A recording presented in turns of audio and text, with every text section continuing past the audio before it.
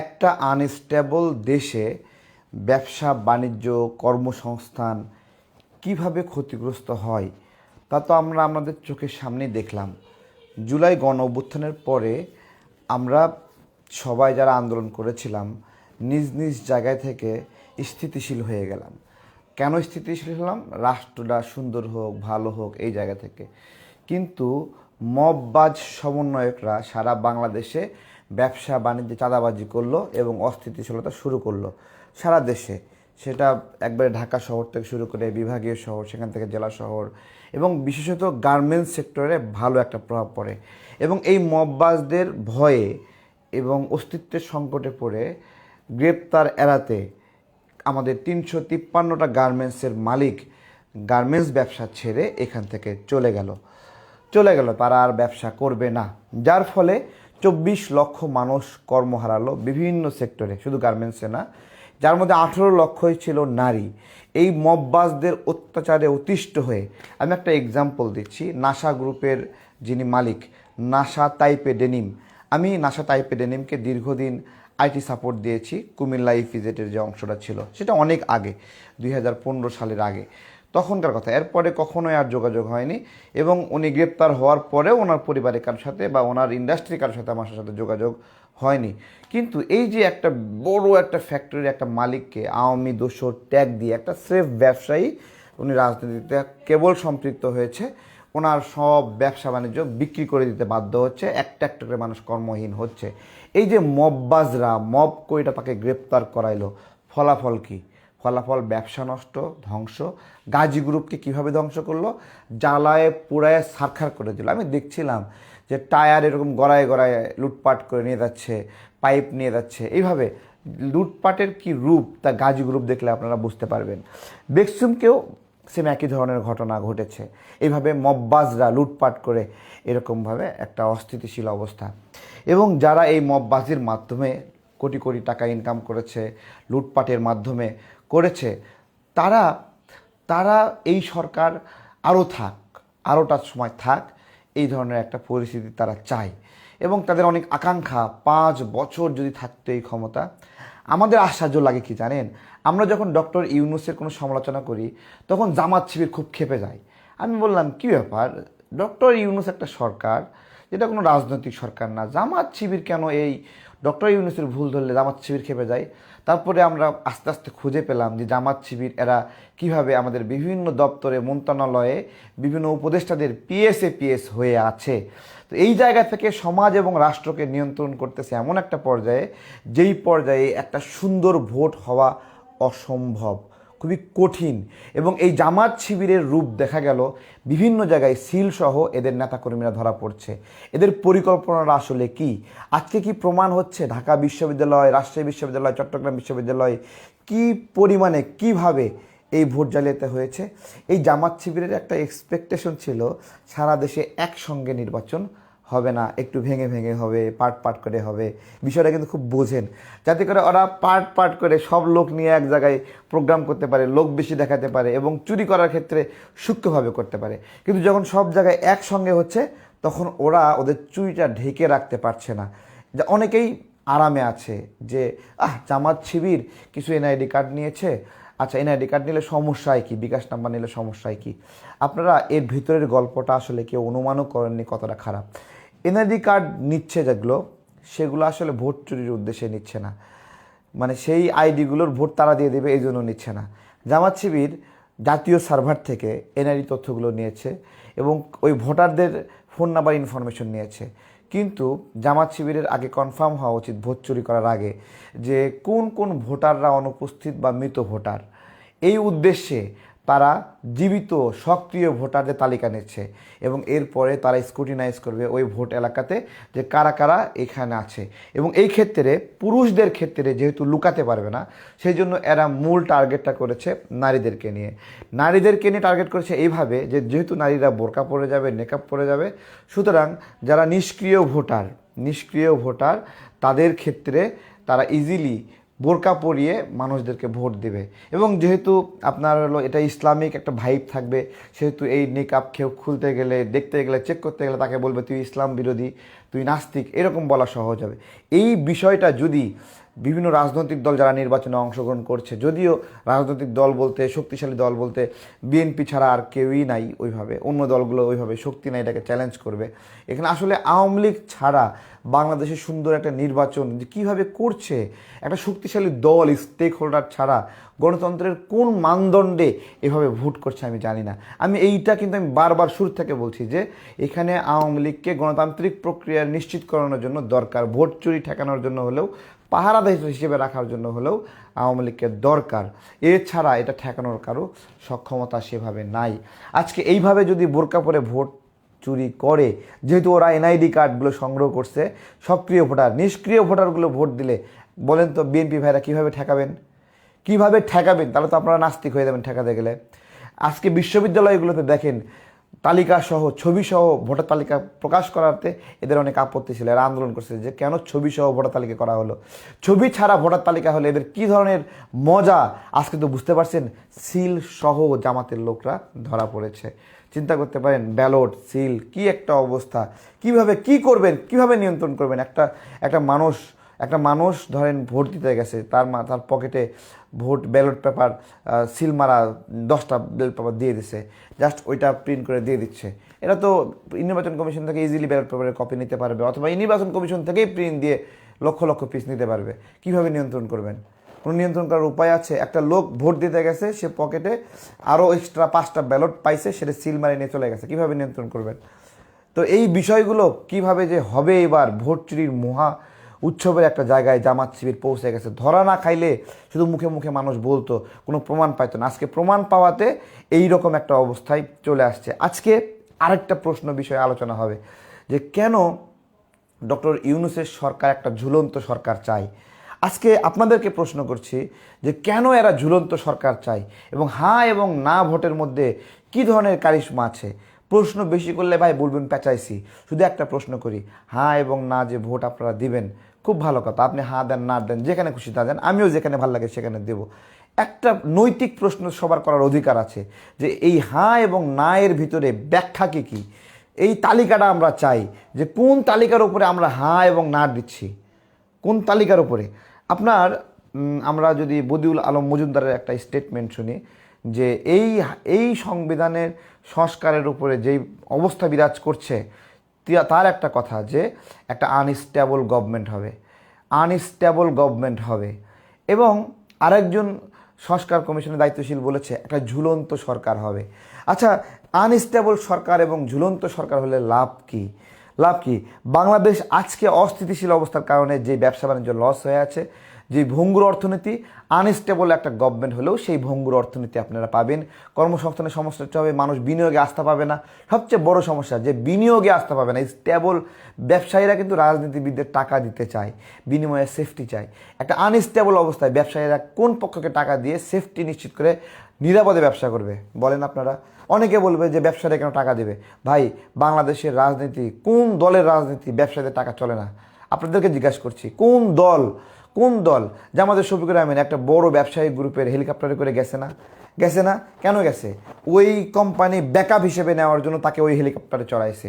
এই বিষয়গুলো আপনারা সহজভাবে নেবেন, কিন্তু আমি সহজভাবে নেই না।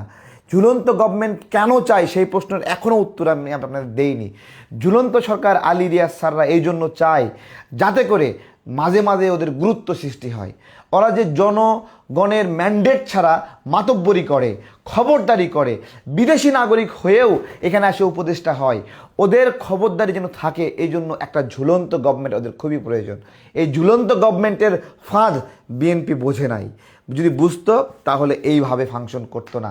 বিএনপির মারাত্মক দোষ রয়েছে এই সরকার এই পর্যায়ে আসার জন্য, জামাতের এই পর্যায়ে আসার জন্য। যেই জায়গায় কর্তৃত্ব নেওয়ার কথা ছিল স্বাধীনতার সপক্ষের শক্তি হিসেবে, বিএনপি সেই জায়গায় কর্তৃত্ব নেয়নি কেন? এর দায় বিএনপিকে নিতে হবে। কেন নেয়নি? কেন জায়গায় জায়গায় জামাত শিবির রাজাকার এদেরকে স্পেস দিয়েছে, এই স্পেস দিয়েছে, ঢিল দিয়েছে কেন? এর দায় বিএনপিকে নিতে হবে। আর জামাতের কি প্রয়োজন জানেন? জামাতের একটা আনস্টেবল গভর্নমেন্ট প্রয়োজন, আনস্টেবল রাষ্ট্র প্রয়োজন। সর্বশেষ বলি, জামাতের একটা যুদ্ধ প্রয়োজন, একটা বড় যুদ্ধ প্রয়োজন, একটা বড় সংঘাত প্রয়োজন, একটা বড় ম্যাসাকার প্রয়োজন। 24-এ যেই ম্যাসাকার, যেই গণহত্যাটা ব্যাপক আকারে হয়নি, জামাতের মন খারাপ। কেন সেনাবাহিনী আইসা সব নিয়ন্ত্রণ নিয়ে নিল, কেন সেনাবাহিনী সব কিছু শান্ত করে দিল, কেন দেশে শান্তি প্রতিষ্ঠা হলো কিছুটা? জামাতের মন খারাপ। জামাতের দরকার ছিল বড় একটা ভায়োলেন্স। জামাত এখনও চাই সামনে বড় একটা ভায়োলেন্স, একটা বড় ভায়োলেন্সের মাধ্যমে ওরা এমন একটা পরিস্থিতি চাই। 1947 সালের মিথ যেরকম 1971 সালের লড়াই দিয়ে ভেঙে গেছিল, তেমনি 1971 সালের মিথকে ভাঙার জন্য জামাত এমন একটা সংঘাত চায়, এমন একটা রক্তক্ষয়ী গৃহযুদ্ধ চায়, যার মধ্য দিয়ে 71-এর মিথ ভেঙে খান খান হয়ে যাবে এবং জামাত নতুন বাংলাদেশের প্রেসক্রিপশন প্রদান করবে। এগুলো যারা বোঝে না, রাজনীতি বোঝে না তারা। তো যাই হোক এই জামাত শিবির রাজাকাররা আজকে ভোট চুরির নীল নকশা করছে। আপনারা দেখেছেন বিশ্ববিদ্যালয়গুলোতে এরা কীভাবে নীল নকশা করেছে। আমরা নীলক্ষেতের ব্যালট দেখিনি, কিন্তু কিছু করার নাই। ডক্টর ইউনূস সাক্ষাৎ এদেরকে পৃষ্ঠপোষকতা করছে, হাসনাত আবদুল্লাহ একটা ত্রাণচোর। এই ত্রাণচোর ওদেরকে কথা বলে সরকারের কাছে টাকা দিয়েছে, সরকারের কাছে 100 কোটি টাকা ছিল। 2 দিনের সরকারি স্কুল, কলেজ, বিশ্ববিদ্যালয়, সরকারি প্রতিষ্ঠানে 2 দিনের বেতন করে টাকা হয়েছিল। 100 কোটি 2 দিনের বেতন আর এই সমন্বয়কদের জমানো টাকা, এগুলো কি ব্যাংকে রাখার জন্য দেওয়া হয়েছে? হ্যাঁ, ব্যাংকে রেখেছিল কেন? নোয়াখালী, ফেনী, কুমিল্লা, চাঁদপুরের লোকরা পায়নি। এরা ভয়তে ওই এলাকায় যায় না, ওই এলাকায় কথাই বলে না। আজকে এই ত্রাণচোরকে ডক্টর ইউনূস তার ডিজাইনের মাধ্যমে একটা নির্যাতিত, নিপীড়িত, একটা অসহায় একজন প্রার্থী, যে যারা দেশে থাকতে পারে নাই, কোনো ব্যবসা করতে পারে নাই। আমি একটা এক্সাম্পল দিই। 353টা গার্মেন্টস যে এখান থেকে বন্ধ হয়ে গেছে, সেই সকল গার্মেন্টস কি ব্যাংক লোন নেয়নি? তারা এখান থেকে চলে গেছে কেন? এই মববাজদের অত্যাচারের কারণে চলে গেছে। ঠিক একইভাবে 2008 সালে যখন আওয়ামী লীগ সরকার ক্ষমতায় আসছে, বিএনপির কেউ ব্যবসা করতে পারেনি, ব্যবসা বাণিজ্য ফালায় সব চলে গেছে, কোনো কিচ্ছু করতে পারেনি, সুযোগ নাই, অত্যাচার, নিপীড়ন, জেল কাটবে না, ব্যবসা করবে। একই অবস্থা এখন আওয়ামী লীগের ক্ষেত্রে তৈরি হয়েছে। মাঝখান থেকে জামাত আগেও আরামে ছিল, এখনও আরামে আছে এখনও। তো এই বিষয়গুলোর ব্যাখ্যা বিশ্লেষণ, ত্রাণচোররা বড় বড় কথা বলে দুর্নীতির বিরুদ্ধে যুদ্ধ করবে। বেড়া ত্রাণে টাকা কই? তোদের তো সামান্য লোভ সামলাতে পারিস নি। 2 দিনের মাথায় লুটপাট করে ফুলে ফাঁপে একবার পটল হয়ে গেছে একটা। হ্যাঁ, হান্নান মাসুদ 2 সমন্বয়ককে উদ্ধার করে নিয়ে চাঁদাবাজি করছে, পরে এই 2 সমন্বয়ক আবার আরেক চাঁদাবাজির ক্ষেত্রে ধরা পড়ছে। আসিফ মাহমুদ চুরি করছে গুলশানে গিয়ে, এই যে কি ওর নাম, অপু আর একটা কি যেন নাম ভুলে গেলাম, এই যে চাঁদাবাজি করতে গেছিল, আসিফ দাঁড়াইছিল না ওখানে, বাইক নিয়ে গেছে না, সিসিটিভি ফুটেজ আছে না, কেউ কিচ্ছু করছে এদের চুরির বিরুদ্ধে? এদেরকে কেউ একটা জিজ্ঞাসা করছে? কোনোদিন কোনো গোয়েন্দা সংস্থা থেকে দেখে জিজ্ঞাসা করা হয়েছে যে কেন আপনি ওখানে গেছিলেন? কোনো তদন্ত হয়েছে? বন্দুক নিয়ে বিমানবন্দরে ধরা পড়ছিল আওয়ামী লীগের এক নেতা, শেখ হাসিনা তাকে গ্রেপ্তার করছিল, আইনের আওতায় আনছিল। এই ঠিক একই অস্ত্র নিয়ে আসিফ মাহমুদ বিমানবন্দরে গেছে না? ওর বিরুদ্ধে কোনো ব্যবস্থা নিয়েছে ডক্টর ইউনূস? নেবে না। এদের চুরি, বাটপারি, লুটপাট, ব্যাংক ডাকাত সব কিছু সত্ত্বেও এরা হলো ফেরেস্তা। এই ত্রাণচোর আর রাজাকাররা একত্রিত হয়েছে বাংলাদেশকে ধ্বংস করার জন্য, একটা সুন্দর নির্বাচনের জন্য। খুব সুন্দরভাবে এখানে বাংলাদেশের বড় একটা রাজনৈতিক দলকে বাইরে রাখছে। বিএনপি ভাবছিল যে আওয়ামী লীগ বাইরে থাকলেও সমস্যা নাই, আওয়ামী লীগ বাইরে থাকলে কি সমস্যা, বিএনপি হারে টের পাবে। আমি অনেকবার সতর্ক করছি, অনেকবার। একটা বড় রাজনৈতিক দল যদি একটা, ধরেন বিএনপি সবচেয়ে বড়, আওয়ামী লীগ তার চেয়ে একটু কম বড়, ধরলাম এইভাবে, সেই বড় রাজনৈতিক দল যদি প্রচলিতভাবে নির্বাচনে অংশগ্রহণ করতে না পারে, তাদের একটা অংশ যে কোনো একটা অন্য একটা দলে গিয়ে সাপোর্ট দেবে। এই অবস্থা পরিপূর্ণ গণতান্ত্রিক ব্যবস্থা না, যে এক দলের ভোট আর এক দলে গিয়ে পড়বে এবং সে সরকার গঠন করবে। এইটা কোনো সিস্টেম না। পূর্ণভাবে যত রাজনৈতিক স্টেক হোল্ডার আছে তারা তাদের অবস্থান করবে। আপনি আওয়ামী লীগের ভোটারদেরকে বলতেছেন ভোট দিতে পারবে, কিন্তু তাদের প্রার্থী হতে দেওয়ার সুযোগ দিবেন না। এই ডিজাইন আপনারা কই পাইছেন? এই গণতান্ত্রিক ব্যবস্থা কই থেকে আমদানি করছেন? নিজেরা নির্বাচিত হওয়ার জন্য সংসদে যাবেন, এমপি হবেন, টাকা বানাবেন, এই জন্য একটা বড় রাজনৈতিক দলকে নির্বাচনে বাইরে রাখছেন। বিএনপি যে চুপ ছিল না, এই চুপ থাকার মাসুল দেবে একদিন। আমি বলতেছি, চুপ থাকার মাসুল দেবে। সারাক্ষণ সোশ্যাল মিডিয়ায় প্রোপাগান্ডা, গুজবের পরে গুজব, মিথ্যার পরে মিথ্যা। এই যে সাদা শকুন কি বলল? স্বাধীনতার ঘোষণা নাকি দিছে অলি, ঠিক আছে, আবার কি বলছে, উই রিভোল্ট নাকি অলি বলছে।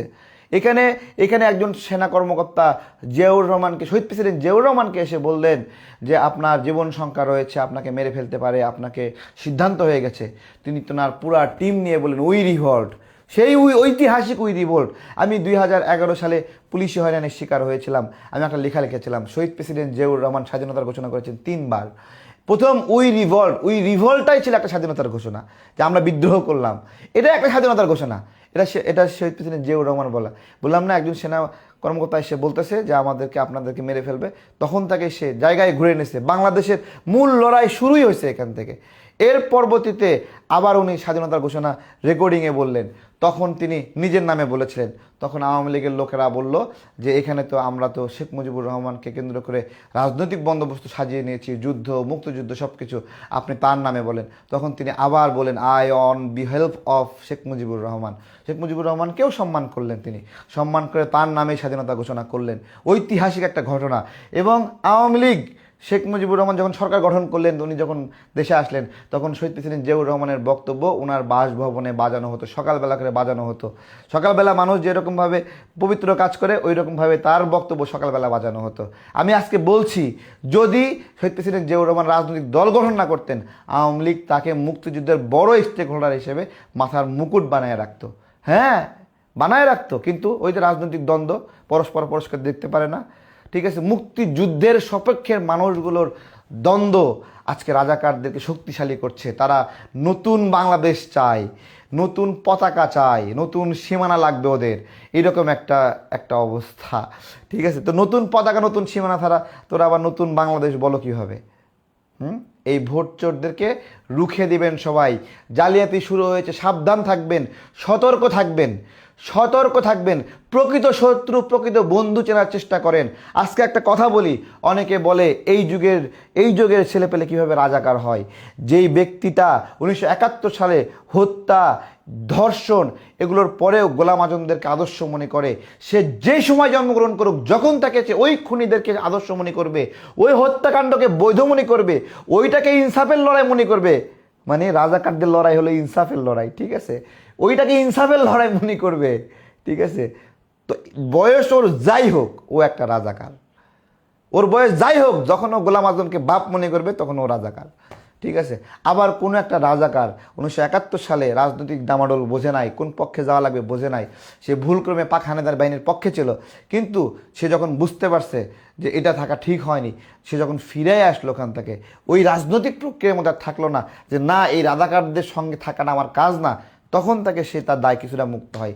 একই সঙ্গে ওই রাজনৈতিক প্রক্রিয়া ধরে রাখা, যে রাজনৈতিক প্রক্রিয়া একটা দেশে মানুষকে হত্যা করছে, গণধর্ষণ করছে, গণহত্যা করছে, সেই প্রক্রিয়া ধরে রাখা আর ক্ষমা চাওয়া একই সঙ্গে হতে পারে না। খুনির সাথে কোনো রিকনসিলেশন হয় না, এবং মজলুম মানুষকে ক্ষমা চাইতে বলা যায় না। এই বিষয়গুলো সাধারণ বুঝে। কোনো মজলুম বিষয়কে যদি শর্ত দেন তুমি ক্ষমা চাও, নির্দোষ মানুষকে যদি বলেন তুমি ক্ষমা চাও, তাহলে তোমার সাথে আমি রিকনসিলেশন করব, তাহলে ওই নির্দোষ লোককে আলটিমেটলি দোষী বানিয়ে দেওয়া হলো। তেমনি কোনো খুনিকে যদি বলা হয় তুমি ক্ষমা চাও, তোমাকে রিকনসিলেট করা হবে, তখন ওই খুনিকে এইরকম একটা অবস্থা যে আপনি একটা বাড়ি, একটা সোসাইটির মালিক, সেই সোসাইটিতে আপনি কাউকে হত্যা করছেন, এরপরে বলতেছেন ঠিক আছে আমাকে ক্ষমা করে দাও, আমাকে এবারের মতো সোসাইটির সভাপতি নির্বাচিত করো। মস্করা না? মস্করা না? তাহলে এইটা যদি মস্করা হয়, তাহলে 71-এ যারা গণহত্যা করছে তাদের একটা বিষয়টা, তারা যখন ক্ষমতা চায় তখন কীভাবে মস্করা নয়? কীভাবে তারা মস্করা নয়? ভাই, সংঘর্ষ কেন্দ্রিক মৃত্যু আর গণহত্যা এক জিনিস না, ক্লিনজি আর ফাইট এক জিনিস না। মুক্তিযোদ্ধারা আর পাক হানাদার বাহিনী রাজাকাররা লড়াই করছে। মুক্তিযোদ্ধা যদি কেউ মারা যায়, বা 10 জন মুক্তিযোদ্ধা মারা যাওয়া গণহত্যা না, 1000 জন মুক্তিযোদ্ধা মারা যাওয়া সেটাও গণহত্যা না। কিন্তু সাধারণ একদম মজলুম সাধারণ নাগরিকদেরকে লাইন করে যে মেরে ফেলা, ওইটাকে বলা হয় ক্লিনজি, ওইটাকে বলা হয় গণহত্যা। হাজার হাজার নির্দোষ বেসামরিক নারীকে নিয়ে যে যখন পাক বাহিনীতে তুলে দেওয়া হয় ধর্ষণের উদ্দেশ্যে, তাদেরকে যখন এই রাজাকাররা ধর্ষণ করছিল, আলাদা ধর্ষণ করছিল, ওইটাকে বলা হয় গণধর্ষণ। ওইটা হলো গণহত্যার অংশ, ওইটা হলো ম্যাসাকার, মাস কিলিং। তো এগুলোর ব্যাখ্যা অনেক দিন বিস্তারিত আলোচনা হয় না, এগুলো নিয়ে পড়াশোনা হয় না। আমার একটা কথা বাংলাদেশের নাগরিকদেরকে, এই যে ভোট চুরি করে ক্যাম্পাসগুলোতে নেতৃত্ব এবং কর্তৃত্ব ডক্টর ইউনূস দেওয়াইছে, এরপরে এই ভোট নিয়ে যে ষড়যন্ত্র হচ্ছে, ডক্টর ইউনূসের এটা বলার অধিকার আছে কি যে কে কে নির্বাচিত হবে, কে কে মন্ত্রী হবে? আছে, কিন্তু বলছে যে ওর কিছু অনুগত ছাত্র তারা এমপিও হবে, মন্ত্রীও হবে। লাইন ক্লিয়ার করছে, হ্যাঁ লাইন ক্লিয়ার করছে। কোর্টে গেছে নাহিদ, কি শখ, হাসনাত কোর্টে গিয়ে সিস্টেমে মার দিয়ে দিছে মুন্সি সাহেবকে, আবার নাহিদের মুখ দিয়ে রস পড়তেছে, ও কেন খাইতে পারলো না? ও এখন কোর্টে গেছে কাইয়ুম ভাইকে, তারা হলো কাইয়ুম ভাইকে কোর্ট দেওয়ার জন্য, আদালত খারিজ করে দিছে, খারিজ করে দিছে। তো এই লুটেরা, এই ত্রাণচোররা, রাজাকাররা একত্রিত হয়েছে বাংলাদেশের বিরুদ্ধে। বাংলাদেশের মানুষ যদি এদেরকে প্রধান শত্রু হিসেবে নেয়, অবশ্যই অবশ্যই অবশ্যই 24-এর হত্যাকাণ্ড নিন্দনীয় এবং 24-এর হত্যাকাণ্ডে জড়িত কোনো ব্যক্তির কোনো ক্ষমা নাই। কিন্তু অপরাধের পরিমাণ বিবেচনায় 1971 সালের হত্যাকাণ্ড, লক্ষ লক্ষ মানুষ, নির্মম অত্যাচার, মানুষকে দাঁড়িয়ে দাঁড়িয়ে হত্যা করা, লাইন করে ক্রস ফায়ারে দেওয়া, ব্রাশ ফায়ার করা, নারীদেরকে ধরে ধরে ঘর থেকে উঠে নিয়ে যে সেই অস্থির অবস্থা, যে অস্থির অবস্থায় 1971 সালে আমাদের এখানে ঘটেছে, সেই 71-এর পাপী আর 24-এর পাপী সমান পাপী নয় ভাইয়া, সমান পাপী নয়, সমান পাপী নয়। সমান পাপী যদি হতো তাহলে এই রাজাকার পরিচয় দিয়ে গর্বিত বোধ করতো। বগুড়ায় জামাতের প্রার্থীকে ইসি শোকজ করে বলেছে যে আপনি কেন মুক্তিযোদ্ধা পদটা ব্যবহার করতেন, মুক্তিযোদ্ধা এখন রাজাকার হয়ে গেছে মুক্তিযোদ্ধা। আবার খালেকুজ্জামান ঢাকা 17-র যে এমপি পদপ্রার্থী, সে পরিচয় দেয় তারেক রহমানের প্রতিদ্বন্দ্বী। কি সুন্দর, নিজের কোনো পরিচয় নাই, তার পরিচয় তারেক রহমানের প্রতিদ্বন্দ্বী। সে বলে তার বাপ নাকি মুক্তিযোদ্ধা, সে কোনোদিন বেনিফিট নেয়নি। কত বড় বাটপারের ঘরে বাটপার, কত বড় বাটপার, নতুন নতুন বডিগার্ড নিয়ে ঘুরে এই বাটপার। এর বাপে নাকি মুক্তিযুদ্ধ ছিল, রাজাকার হয়ে যাচ্ছে আজকে মুক্তিযুদ্ধ, এবং বলে সে সার্টিফিকেট নেয়নি। ভাইরে ভাই, সার্টিফিকেট নিতেও যোগ্যতা লাগে। যুদ্ধ না করলে, সেক্টর কমান্ডাররা সাক্ষী না দিলে তুমি কিভাবে মুক্তিযোদ্ধা হবা?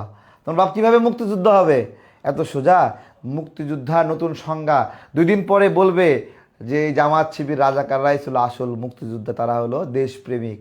আর আমাদের মুক্তিযোদ্ধাদের এখন ভৎসনা করা হচ্ছে, অপমান অপদস্থ করা হচ্ছে, তারা শঙ্কিত বোধ করছে, কথা বলতে ভয় পাচ্ছে। এই বাংলাদেশের এই পর্যায়ে আমাদের দেখতে হচ্ছে যে মুক্তিযোদ্ধারা কথা বলতে ভয় পাচ্ছে। চিন্তা করতে পারেন? চিন্তা করতে পারেন? চিন্তার কিছু নাই। তো যাই হোক, এই রাজাকার, আল বদর, আল শামস যারা এদেশের মানুষকে হত্যা করছে, ওরা যদি মধু নিয়ে আসে, ওরা যদি ইসলামকেও নিয়ে আসে, তারপরেও লাভ নাই। কারণ যে ইসলামকে ওরা নিয়ে আসবে, সেই ইসলাম দিয়ে ওরা ব্যাখ্যা দিতে পারবে না এভাবে দেশের মানুষকে হত্যা করা যায়, এভাবে দেশের মানুষকে পাক হানাদার বাহিনীর হাতে তুলে দেওয়া যায়। ওরা প্রমাণ করতে পারবে না দেশের নারীদেরকে পাক হানাদার বাহিনীর হাতে দিয়ে ধর্ষণ করানো যায়, ওরা ইসলাম দিয়ে প্রমাণ করতে পারবে না। সেই একই ধর্ষক খুনিরা সেই পরিচয় ব্যবহার করে যদি আমাকে ইসলামের দাওয়াত দেয়, সেই ইসলামের দাওয়াত আমি গ্রহণ করতে রাজি না। আমার ইসলামের জন্য আমার কওমে হুজুররা আছে, যাদের কাছে আমি মাদ্রাসায়, মক্তবে কোরআন শিখেছি, হাদিস শিখেছি, বুখারী শিখেছি, তিরমিজি শিখেছি, ঠিক আছে? তাদের কাছ থেকে আমরা ইসলামটা শিখব, তাদের হাতেই ইসলামের হেফাজত হবে, তাদের হাতে ইসলামের নিরাপদ হবে। এই জামাত শিবির, রাজাকার, মওদুদির ইসলামে আমরা দীক্ষিত হতে চাই না। অনেকে বলবে যে মওদুদির ইসলাম কি আলাদা ইসলাম? মওদুদির ইসলাম কি আলাদা ইসলাম? তাহলে শোনেন, লন্ডনে একটা গুহার মধ্যে কিছু হুজুরের পাগড়ি দেওয়া খুব সাদা শুভ্র বেশের লোক কোরআনের প্র্যাকটিস করতেছিল গুহার মধ্যে। বছরের পরে বছর কোরআন প্র্যাকটিস করতেছিল। পরবর্তীতে জানা গেল ওদেরকে বিকৃত কোরআন, বিকৃত হাদিস শেখানো হচ্ছিল। তারপরে তাদেরকে ছড়িয়ে দেওয়া হলো সারা দুনিয়ায় বরাবর, বিভিন্ন প্রতিষ্ঠানে ছড়ায় দেওয়া হলো বিকৃত ইসলাম শেখানোর জন্য।